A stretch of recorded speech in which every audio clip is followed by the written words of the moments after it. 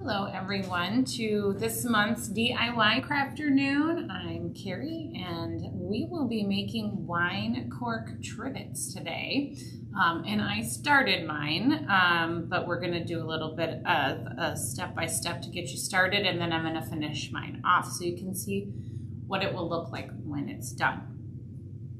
If you did get a chance to pick up a craft kit at the library, you will have gotten a kit with 25 wine corks, a little container of craft glue, and a popsicle stick.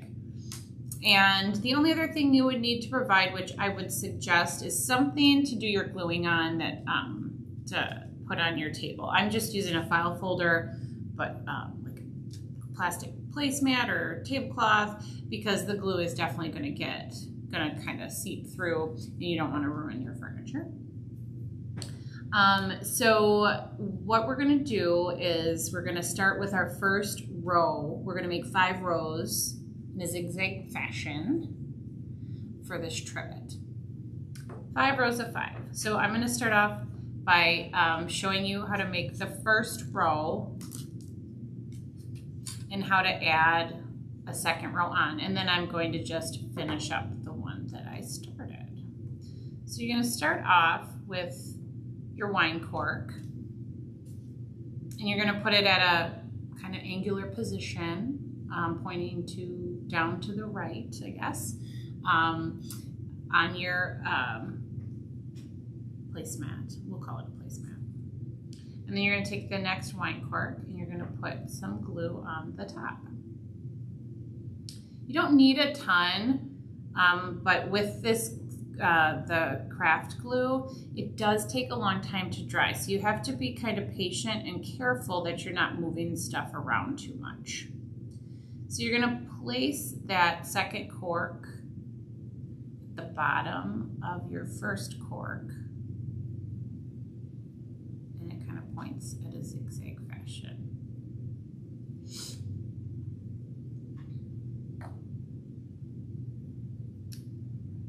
And then you're going to take your next cork and you're going to put glue on the top of that and attach it to that second cork at the bottom, pointing in the opposite direction again. So you have a cork pointing down to the right, you put your second cork, pointing down to the left, second cork pointing down to the right, third cork pointing back down to the left.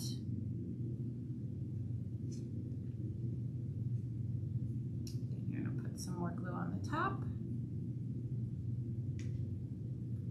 Place this cork pointing down to the right at the bottom of your third cork. And then for your fifth and final cork in this row, glue and put it at the bottom, pointed down to the left. Okay, and so here's another reason why you should kind of do it on something, is because it is going to take a really long time for the glue to dry. I suggest letting the entire project dry for 40 hours just to be safe. I did this about a day ago, and it's completely dry, but I don't know, I still maybe wouldn't put anything too hot on it yet, just to let it completely fully dry so you're safe. So when we're adding on our second row here, we're going to be very careful as to not try and move our first row too much. So our next row here, we're just going to kind of fit it in the kind of like the nooks and crannies of our first row. So you're going to attach it in the corner here that the first and second cork has made. And that's going to be the start of our second row.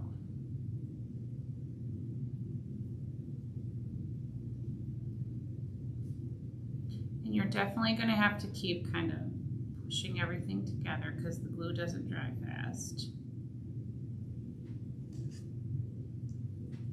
And we're just going to continue to add on following that first row.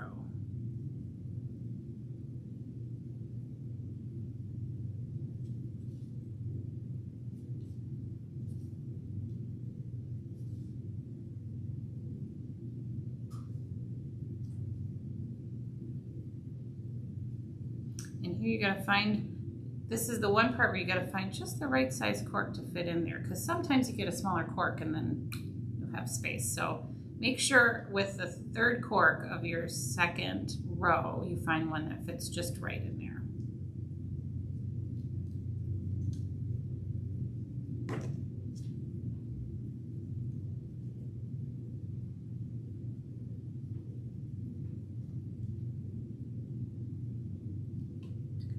Plop it in here.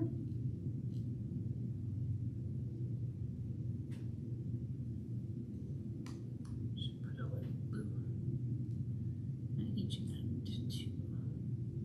And the glue does dry clear, so it does look like I have a lot of glue on here, but you do need it to, you do need quite a bit in order for it to actually stick, but it does dry clear. And once you have it all assembled, you can kind of maybe like wipe it up a little bit if you think you have too much. So,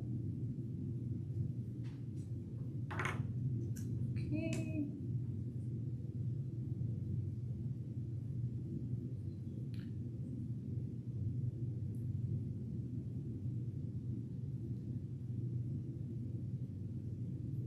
And so each row is going to look a little shorter at the bottom than the first, than the one before it, and it's going to look a little taller than the one before it at the top because of that zigzag pattern.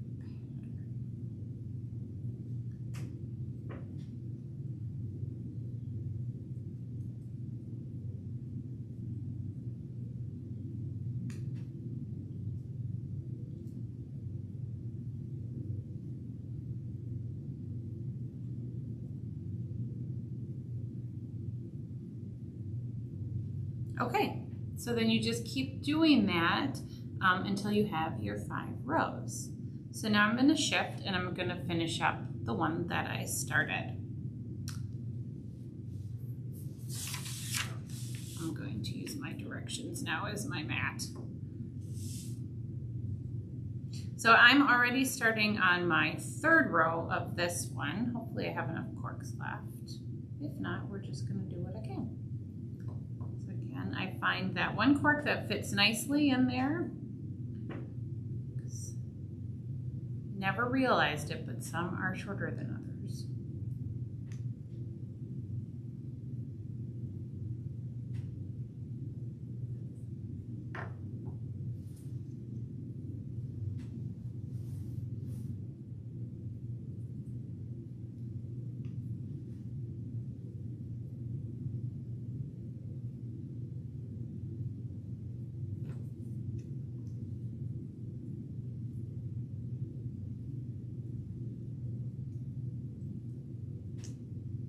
I actually don't think I'm going to have enough now that I put 2 rows on the other one, but that's okay. I think you guys kind of understand how it works and how it'll look. I'll do as much as I can. I think I can get 1 more row in here, so I'll get a 4-row trivet. And then maybe I'll just add this one on to the end. And I suppose you could make it bigger than 5 rows if you have more wine corks at home. But I did the 5 rows because that was a good sized trivet, and also I didn't have an unlimited amount of wine corks.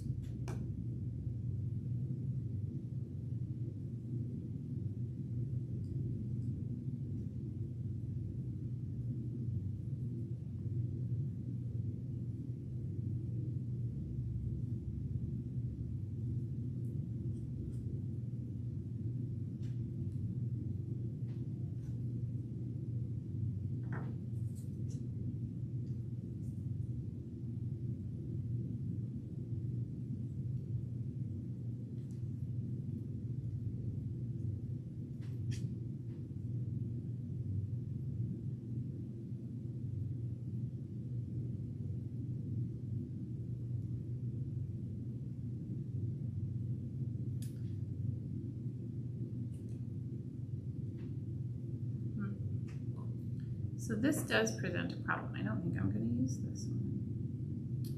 Because I did use some shorter ones.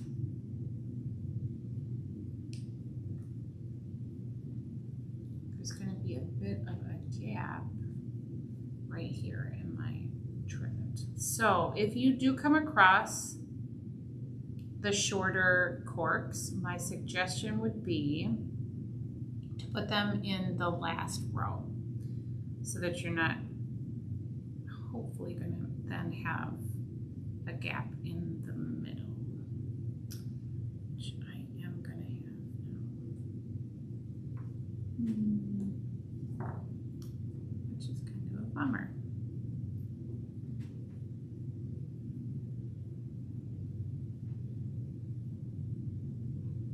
Yep, I'm going to have a gap there because I have this small one. So this one worked out perfect because they're all the same size. But I know there were a number of these smaller ones in the kits. So just use those at the end on your last zigzag, and it should work out okay because you're not going to have that gap right here, hopefully. So I'm going to stop.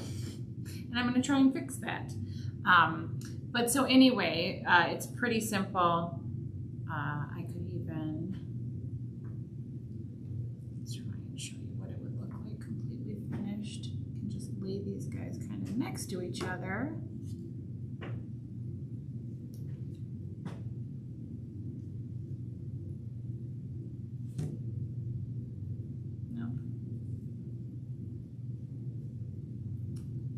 I'm still going to have gaps because of those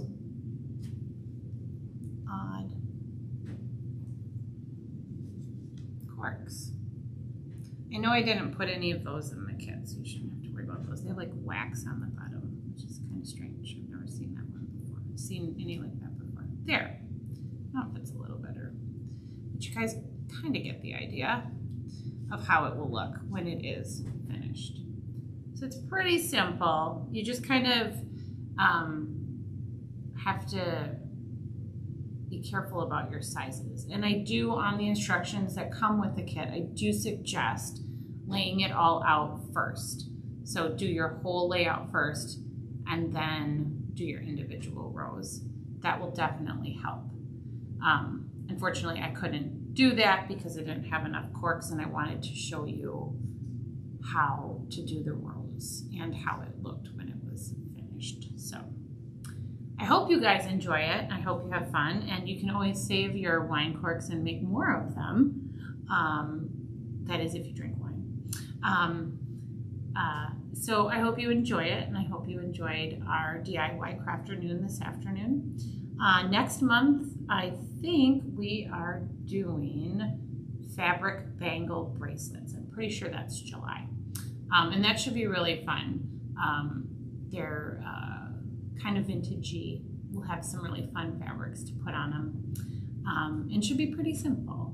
So those kits are always available 1 week before the program.